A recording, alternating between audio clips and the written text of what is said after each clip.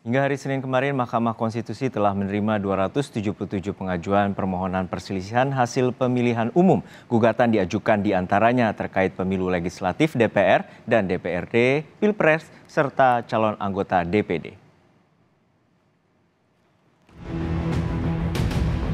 Hasil resmi pemilu 2024 telah diumumkan pekan lalu. Banyak pihak yang puas, tak sedikit pula yang merasa kecewa. Kini, KPU dihujani ratusan gugatan ke Mahkamah Konstitusi terkait pemilu 2024. Paling tidak, hingga Senin 25 Maret 2024, Mahkamah Konstitusi telah menerima 277 pengajuan permohonan perselisihan hasil pemilihan umum PHPU. Juru bicara Mahkamah Konstitusi, Fajar Laksono, bilang tidak semua aduan akan ditangani MK. Mahkamah Konstitusi akan mengkaji terlebih dahulu seluruh permohonan. Dari 277 daftar pengajuan permohonan, 263 diantaranya pemilu legislatif DPR dan DPRD, 2 Pilpres, dan 12 calon anggota DPD. Ada 277 pengajuan permohonan,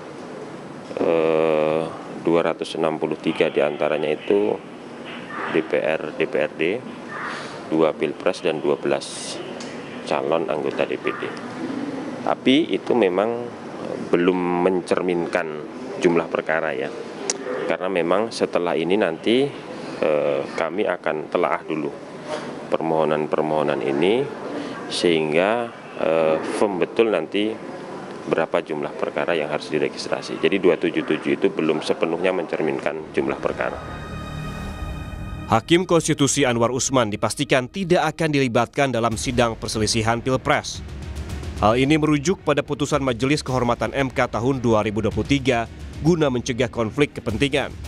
Selain tak dilibatkan menangani sengketa Pilpres, Anwar Usman juga tak dilibatkan menangani sengketa Pileg khusus PSI.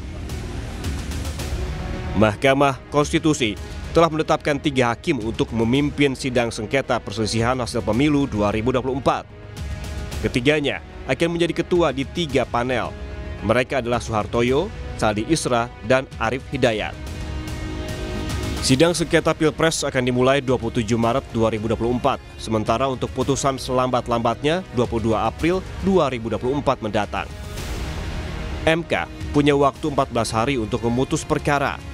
Sementara untuk sengketa pemilihan legislatif atau Pileg, sidang perdana dimulai pada 29 April hingga 3 Mei 2024. Dalam menangani sengketa Pileg ini, MK punya waktu 30 hari untuk memutus perkara.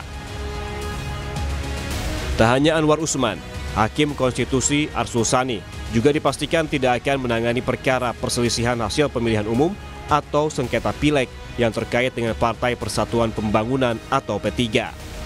Hak ingkar juga dapat Arsul gunakan dalam penanganan sengketa Pilpres yang diajukan oleh kubu Ganjar Pranowo Mahfud. Namun, sampai saat ini, menurut Ketua MK, Arsul Sani masih ikut dalam penanganan sengketa Pilpres selama belum ada yang keberatan. Membatasi keterlibatan Anwar Usman dan Arsul Sani dalam penanganan sengketa pemilu bisa jadi merupakan langkah untuk mengembalikan kepercayaan publik terhadap Mahkamah Konstitusi yang kadung tercoreng. Namun apakah langkah ini cukup? Tentunya harus pula diiringi dengan sikap dan gebrakan keputusan yang mewujudkan keadilan. Tim Liputan, Kompas TV. Untuk mengetahui informasi terkini dari Mahkamah Konstitusi, kita sapa jurnalis Kompas TV, Jona Hamonangan. Jona, hingga saat ini bagaimana persiapan dari MK jelang sidang perdana yang akan dilakukan besok hari? Ya, jumlah persiapan yang dilakukan oleh MK sudah begitu maksimal, mulai dari kesiapan dari hakim sampai panitera pengganti, sedangkan untuk ruang sidang juga sudah disiapkan. Nah, untuk sidang perdana rencananya akan dimulai besok, di mana sudah ada jadwal atau agenda dari 2 sidang, di mana sidangnya adalah fokusnya untuk di pagi hari adalah sidang untuk pemeriksaan perdana atau pemeriksaan awal berkas, khususnya pada tim 01 khususnya dari kubu Anies, sedangkan yang dilakukan pada siang hari pada pukul 13 adalah pemeriksaan berkas dilakukan pada kubu 03 atau tim Ganjar.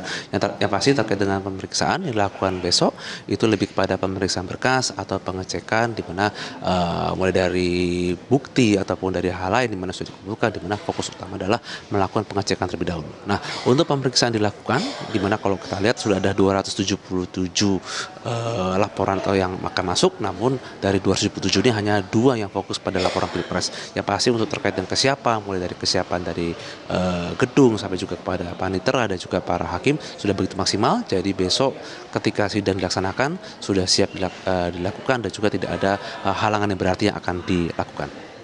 Juno? Iya, Juno, saat ini ada 277 pelaporan. Lalu bagaimana mekanisme persidangan? Apakah pileg lalu kemudian pilpres dilakukan bersamaan atau secara paralel dengan diselesaikan satu persatu? Juno, terkait dengan adanya sidang yang dilakukan mulai dari besok ini, di mana total ada 277, sebenarnya dari 277 ini tidak semuanya yang akan disidang. Jadi nanti dari hakim akan menyeleksi dulu, mulai dari seleksi berkas. Nah, untuk sidang dilakukan, ini untuk fokus yang dilakukan untuk besok ini adalah fokus pada pemeriksaan kepada Pilpres. Dan di mana harus selesai dalam waktu 14 hari, setelah ada pemeriksaan Pilpres, barulah nanti masuk ke pemeriksaan khususnya kepada DPR, DPRD, dan juga DPD. Jadi fokus utama pemeriksaan adalah fokus kepada Pilpres terlebih dahulu, habis itu baru pemeriksaan sisanya adalah yang sebanyak 200 lebih pemeriksaan kepada yang ada di DPR atau DPRD. Kenapa fokus utama lebih kepada pemeriksaan yang ada di Pilpres? Dikarenakan memang ini dalam rangka untuk menghindari adanya gugatan yang begitu panjang, sehingga nanti ketika mungkin adanya keputusan dari MK maka akan ada Pilpres yang kedua ataupun ada pengulangan atau apapun itu, maka ini tidak akan berdampak pada pelaksanaan yang khusus dilaksanakan pada tanggal-tanggal berikutnya. Jadi fokus utama adalah lebih kepada pemeriksaan dilakukan untuk sengketa Pilpres, barulah berikutnya kepada sengketa pemeriksaan kepada yang ada di DPR dan juga di DPD. Juno. Baik, terima kasih atas laporan lengkap Anda, jurnalis Kompas TV, Jona Hamonangan dari Gedung MK Jakarta.